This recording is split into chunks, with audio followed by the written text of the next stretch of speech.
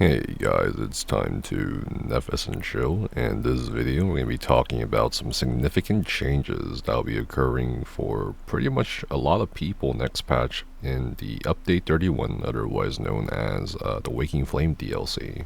And this is in regards to yet another adjustment to the armor skill lines that we saw in the wake of Update 29 in the Flames of Ambition DLC. After this video, you can go check out the armor page on the ESO University website to see the updates, as we'll be updating it in regards to Update 31. Now, the changes are going to be very relevant for not just PvE players, but also PvP players. And the heavy armor passives weren't really touched this time around. It's more so the light armor and medium armor passives that were changed. Let's go over the changes real quick first, and we'll start with medium armor. Now, the dexterity passive, pre-Waking Flame, gives us weapon critical rating per every piece of medium armor equipped.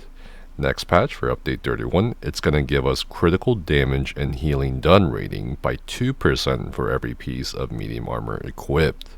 In addition, agility will not only increase your weapon damage, but also increase your weapon and spell damage by 2% for each medium armor worn. For the dexterity and the agility, that is pretty much it for the changes. Now you may be asking yourself, where is the weapon critical rating? And this is the pretty interesting part. They moved it to the light armor passive of Prodigy. So not only does Prodigy passive give you spell critical rating by 219 for each piece of light armor equipped, but it also gives you 219 weapon critical rating as well.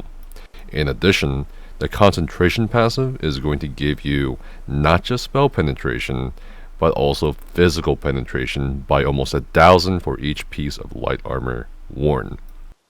And as you can kind of start thinking about, start mulling it over, you can definitely see that these little changes are going to affect a lot of what we think, build, and theorycraft in regards to the Elder Scrolls Online combat.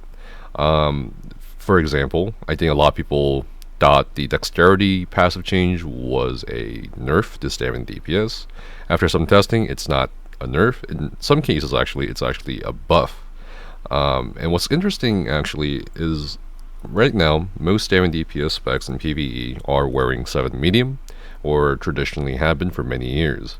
I think in the near future, we'll probably still stick with 7 medium, or go with 6 medium and 1 light, or 5 medium, 2 light, potentially, depending on the stats you may want, and so forth. For the the agility passive, the spell damage increase, I think for sure I will not be surprised at all if in the near future PvPers will theorycraft and even use 5 medium or less, or around there, pieces for their Magicka specs.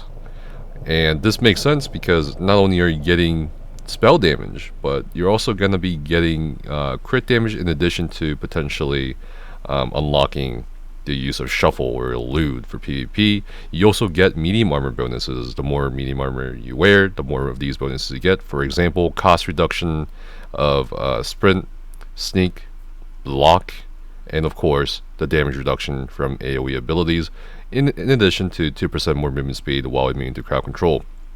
So again, the more medium armor pieces you wear, the more spell damage you can get, and of course the more critical damage and healing you can get as well.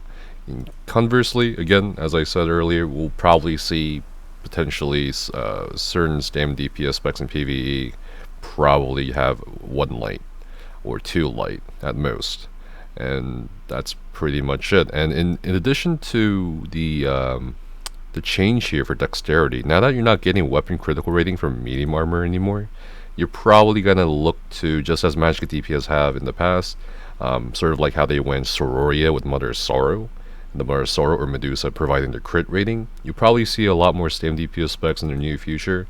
Probably pick up such a crit set like Advancing Yokeda or something to supplement their loss of critical rating from medium armor.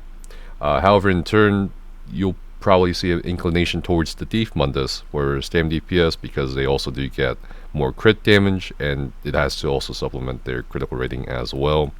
Overall, though, these changes are as small as they may seem. I think will definitely have significant ripple effects for a lot of what we think about, and it's definitely a mindfuck, right, for a lot of people playing it. So probably not for people who've been wanting the hybridization of armor passives for a very long time, but it's going to be a mindfuck for a lot of people when it comes to, like, oh man, stamina specs are wearing, you know, light armor, or magicka specs and PvP are wearing medium armor, so stuff like that. And I think it's definitely a pretty cool thing. I think it's more positive than negative at this point in terms of their not just hybridization of stat lines for sets, but also the hybridization of armor passives as far as combat goes, because I think this does definitely open up some very interesting doors in the world of theory crafting, but also in the world of raiding, and also just in, you know, PvP in general. So yeah, that is pretty much it. That's all I wanted to share with you guys for today. I will be taking a quick vacation this coming week, so no more videos until after next week. I really do appreciate you guys sticking with me and supporting me, liking, subscribing, and if you can, definitely subscribe, as it helps our channel grow and reach more people. Until the next time I make a video and you watch it, stay safe, have fun, and see you guys next time.